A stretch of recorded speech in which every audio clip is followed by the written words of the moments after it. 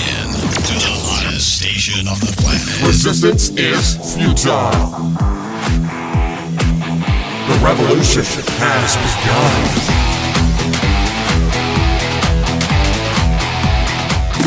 You're listening to Rebelpreneur Radio, helping you break the rules and build the business you need for the life you want. And now, broadcasting his pirate signal from somewhere beyond the status quo, here's your host, best-selling author, marketing and media strategist, Ralph Brogden. Hello and welcome to Rebelpreneur Radio, the show that helps you build the business you need so you can live the life you want. I'm Ralph Brogden. Over and over again, we keep coming back to the topic of mindset, mindfulness, stress relief. Why? Because being a rebelpreneur can be stressful. It takes a lot of energy. It takes a lot of passion to build the business you need so that you can live the life you want. And so we've got to keep our mind, our emotions in a place of health and positivity. And we got to learn how to motivate ourselves. And so that's what mindfulness, motivation, all of these things in the area of the mind is so important. Even before you go out and try to build your business, you first got to build your own mindset. So today's guest is going to help us. She is a pioneer in the area of mindfulness, and I'm going to be speaking with Jen Moff. As I said, she is the pioneer of the mindfulness-based manifestation method, and she's the founder of magicalmindfulness.com.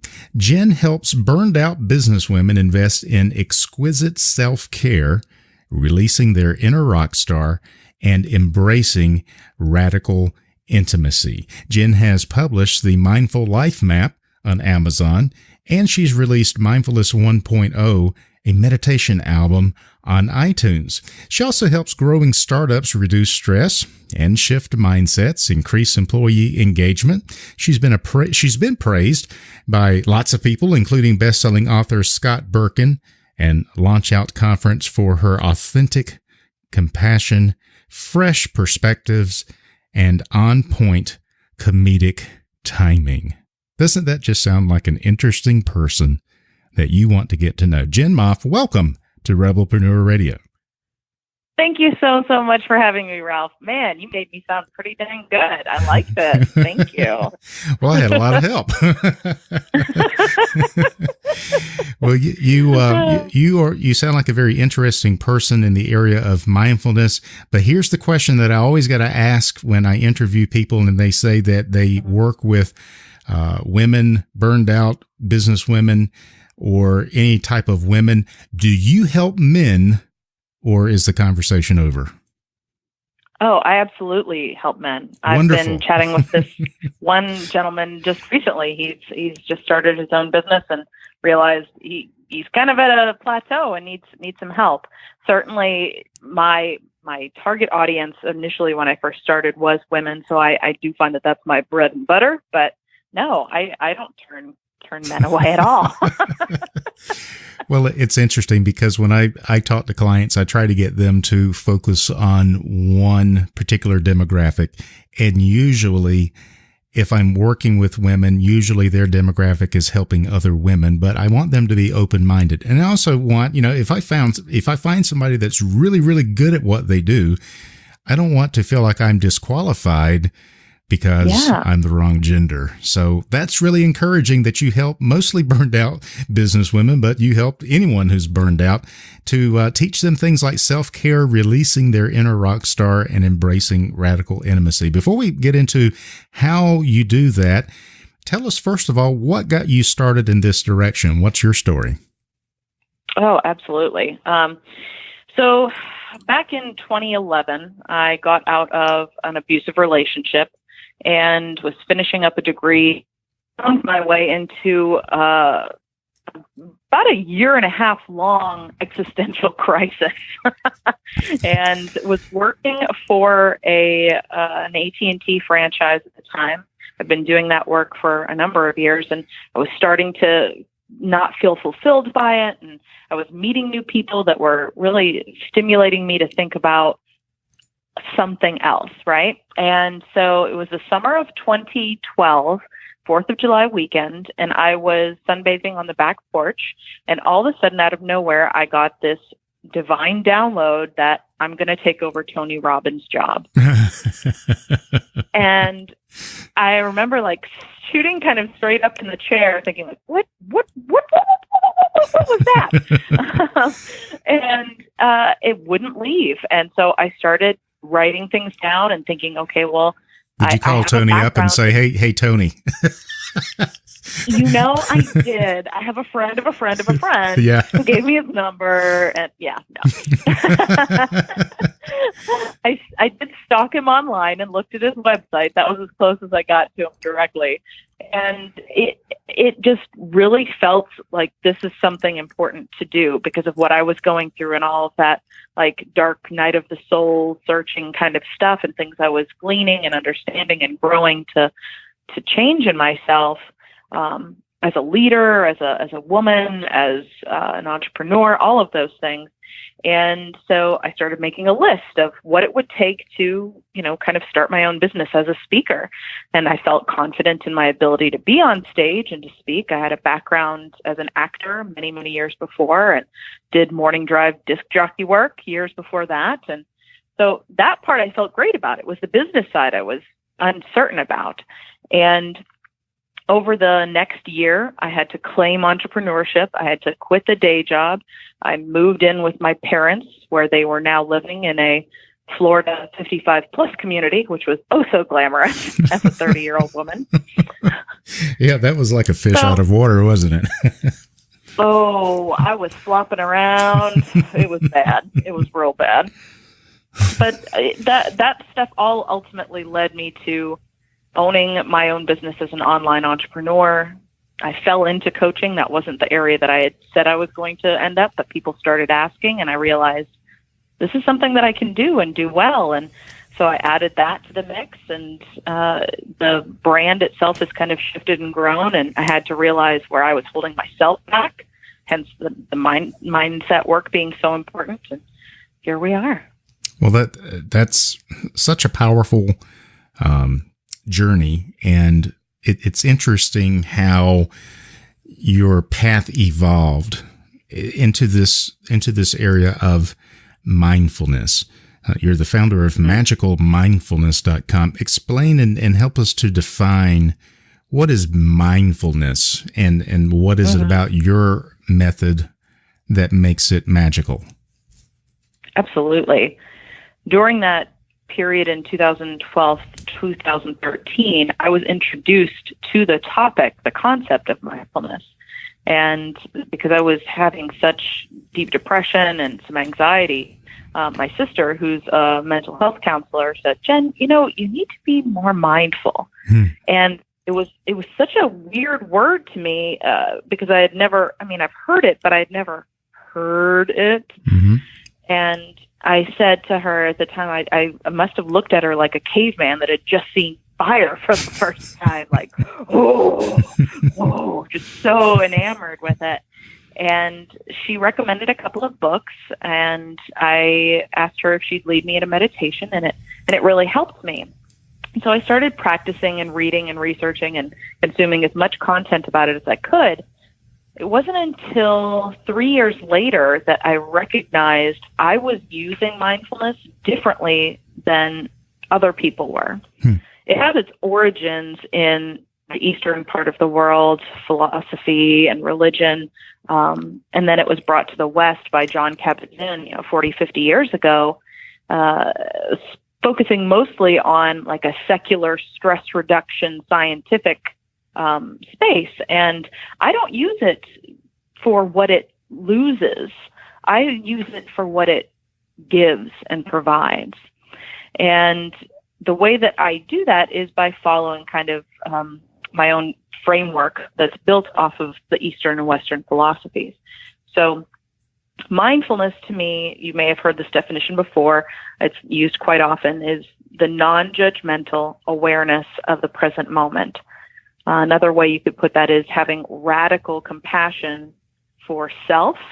And when we do that, there's a really magical thing that happens. So, For example, you're practicing mindfulness in a formal way. That's the meditation. You focus on your breath because it anchors you to now, gets your head and your mind out of the future, out of the past. You're right here in the present.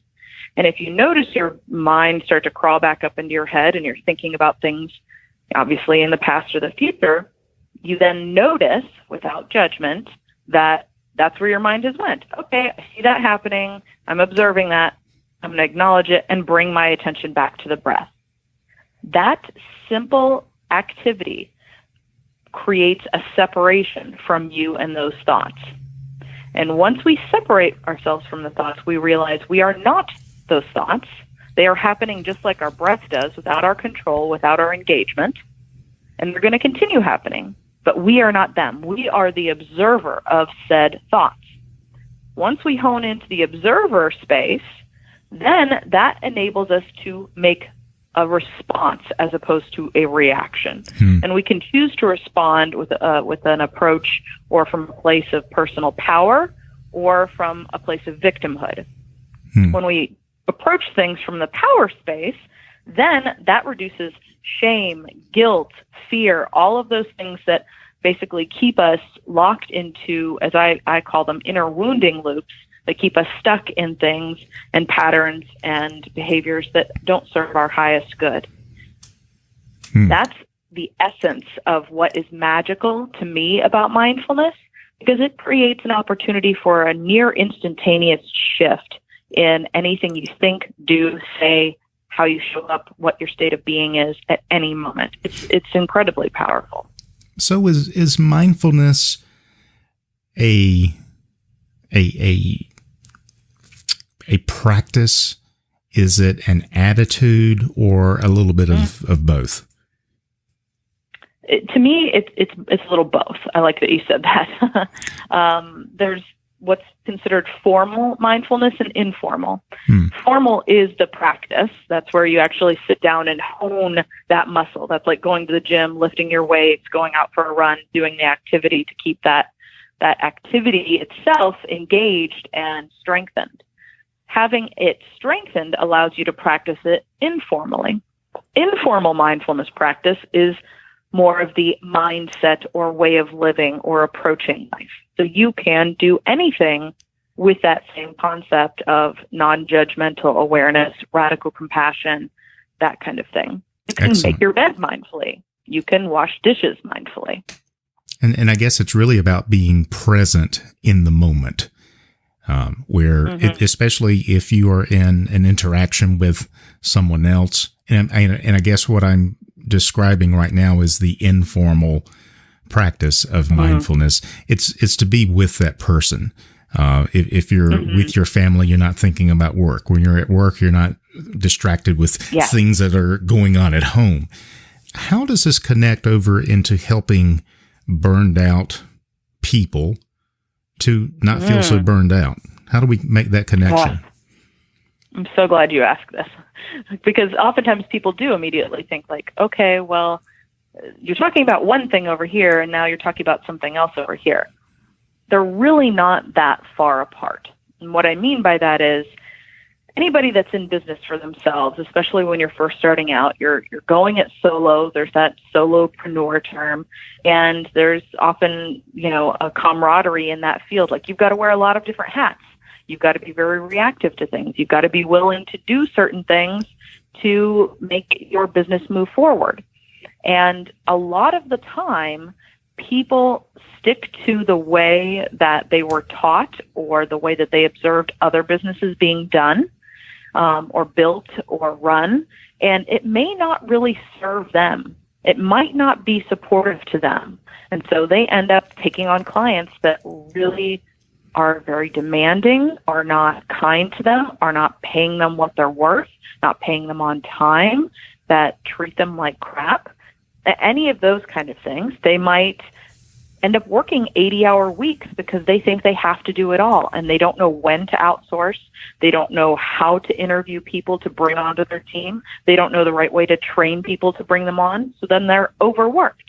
They have given so much to their business that they have nothing left for themselves, let alone their partner or their family. And the first thing that we have to do is start breaking down some of those mindsets about what the business model, the ideal soulmate client, the way that you approach yourself in the business has to work for this to be sustainable for you. Because otherwise, all you're doing is let me put it another way. All that's happening is you're an employee of your business instead of the owner of it. Yeah. Instead of you own the job instead of working the job, and you don't even get paid like you would if you just work for someone else. Exactly. Yeah. So 100%. I'm really glad, Jen, that you talked about not following the rules that society, that other people, previous experiences tell you that you have to follow in order to have the life in the business that you want. You know, in the intro to the show, we talk about breaking the rules so that you can build the business you need to get the life you want. And I don't always emphasize breaking the rules as much as I probably should. But one thing that I've learned is if you want different results, you have to try a different approach. And if you do what everybody else does, you're going to get what everybody else gets. And that's not going to help you and serve you in order for you to build the business you need so that you can live the life you want. So what you're saying is that mindfulness is going to help us be able to break the rules in a right way and not be limited and bound by what everybody else says or even what we tell ourselves is necessary. 107%. Exactly. So what would you say is the biggest problem that you see? I mean, stress is kind of a general complaint, but what's causing it? Why are people so stressed out? What's the biggest problem or the biggest complaint that people present with when you're working with them? Oh, this is tough because there's usually a lot of comorbidity, as they say in the mental health field. There's a lot that kind of goes on simultaneously. So some of it is just fear of slowing down, losing momentum, fear of it not working any other way, fear of just not having the support system to do what they need to do. Outside of fear, I think in my opinion, there's a general indoctrination in a lot of women, and this is something that's been passed down generationally in decades worth of family lineages of the kind of culture that we live in, especially here in the United States. We are an individualistic type of country. We are founded upon immigrants who wanted to make something more for themselves. And so they have a lot of that kind of entrepreneurial mindset, this like, let me build it, let me do my own thing, let me go my own way. But there's still that generational patriarchal messaging that's kind of come down through each generation. And in my experience with the women and the men that my message resonates with is there is a model for how to do certain things. In the case of business, it's work hard, hustle, drive, go. And it's this constant, almost like going to war battle cry. Yeah. I got to stop you right there, because when you said that, I think of a guy. I'm not going to say his name. I'm not going to give him any publicity, but you'll know who I'm talking about. And it's all about hustle, hustle, hustle. And it's like, no, it's not about hustle. It's about building the business you need for the life you want. It's not about building a business that is going to become your prison because you're working 80 hours a week because you think it's all about the hustle. It's not all about the hustle. I'm so glad that you said that. I just had to get that off my chest. Oh, I'm so glad you did. I know exactly who you're talking about. I wrote a post about it earlier today.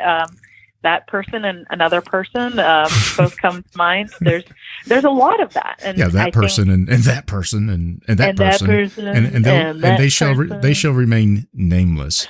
But yes. I mean that might be great for their personality, but that's a good example of, you don't have to build a business the way everybody else says, the way they say that it has to be built.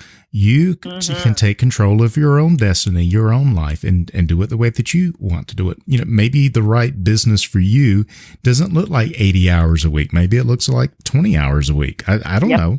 And nobody knows. Only you can figure that out for yourself.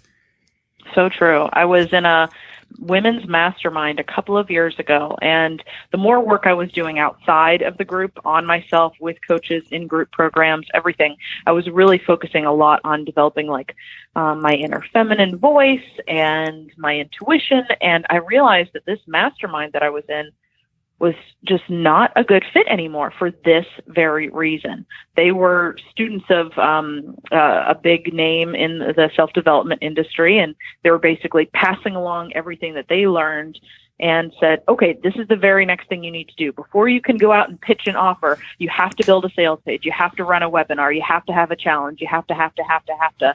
Yeah. It's like, why do you have to do any or all of those things? Why can I not just start talking about it? Why is that wrong? And it's really hard, I think, for a lot of people that aren't at that burnout, exhaustion space to own the concept that what they're doing isn't working anymore. Yeah. And especially when you're taking your cues from people online who have a different set of experiences, different background, different gifts, different connections, different personalities, different approaches. Yep. But then they say, you have to be successful. You have to do it this way. And part of breaking the rules is, no, I don't. I don't have to do it your way. And, you know, it's just, I want to share that as an encouragement to people that it's not about imitating somebody else's method of success.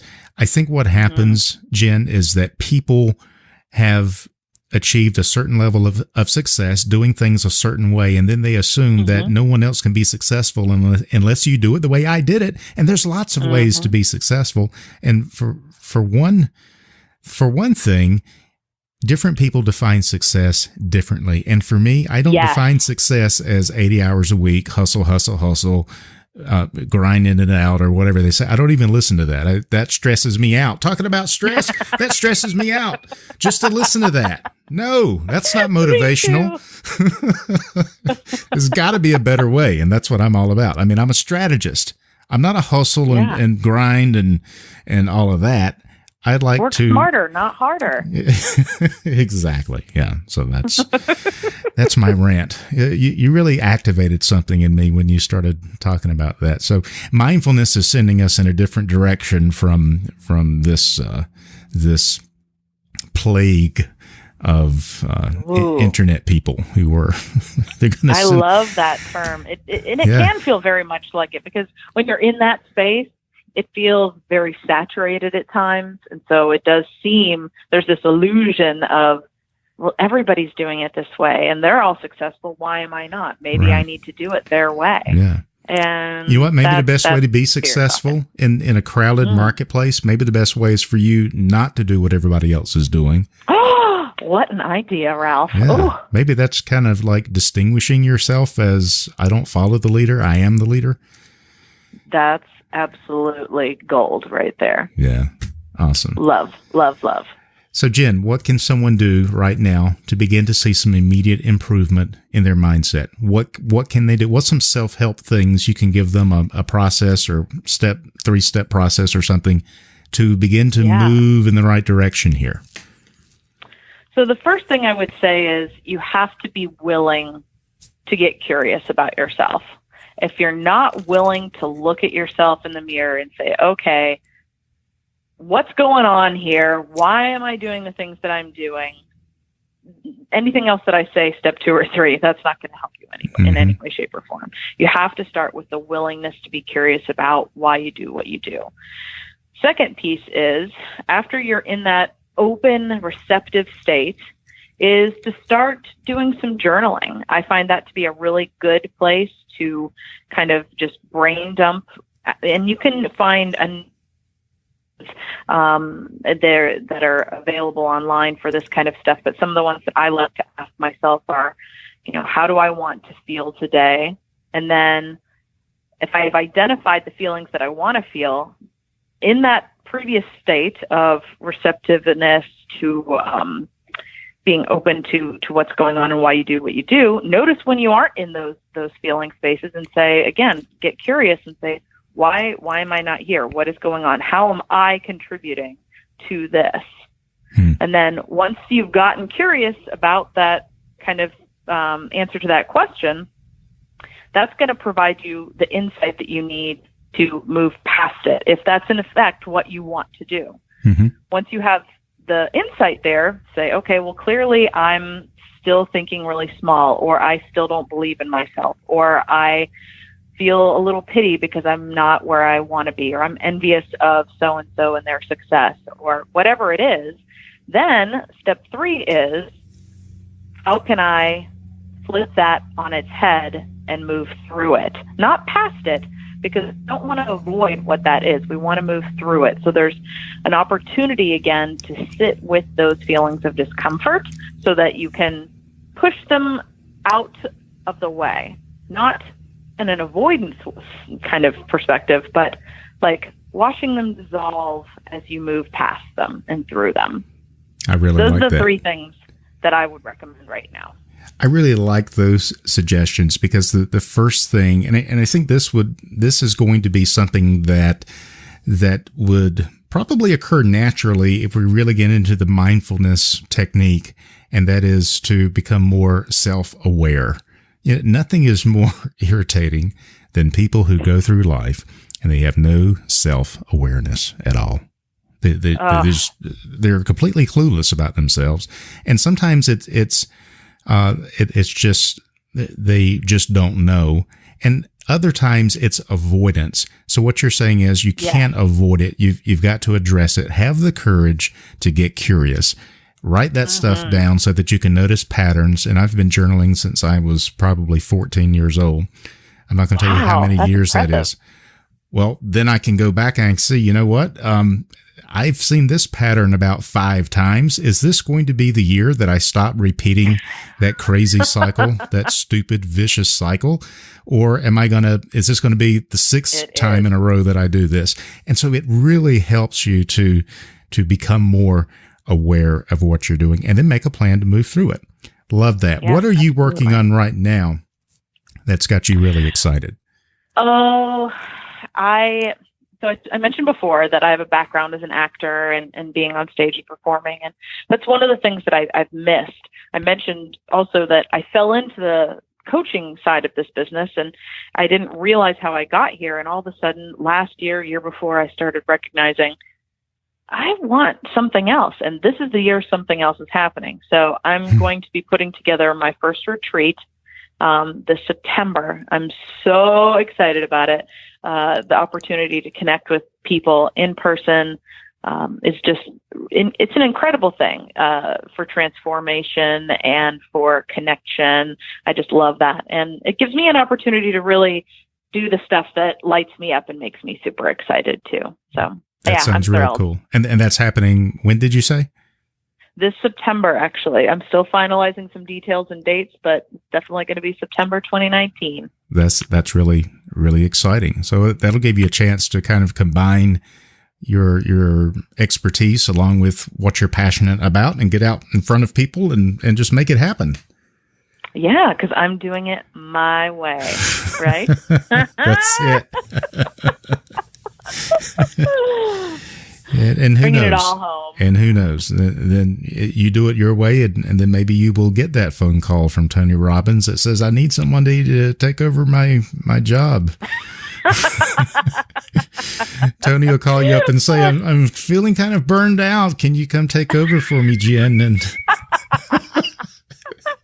Tony, so good to hear from you, my man. I've been waiting for your call, Tony. I had a premonition that this was going to happen, and the answer is yes.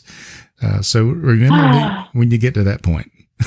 Oh, Ralph, you're my number one. I appreciate you so much. This has been fun. I've really enjoyed it. Yeah, it's been great. I've been speaking with Jen Moff. She helps burned out businesswomen invest in exquisite self-care, releasing their inner rock star, and embracing radical intimacy. I didn't even get a chance to ask you what radical intimacy is all about, but it really sounds exciting. If you want to find out more about Jen, go to magicalmindfulness.com and get connected with her so that you can follow what she's doing, the things that she's coming out with later on this year, help you to be more mindful, be more magical, and give you that boost that you need to not be stressed out as you build the business you need for the life that you want. Jen, it's been a real pleasure. Any final thoughts or words of wisdom you'd like to share with us as we close?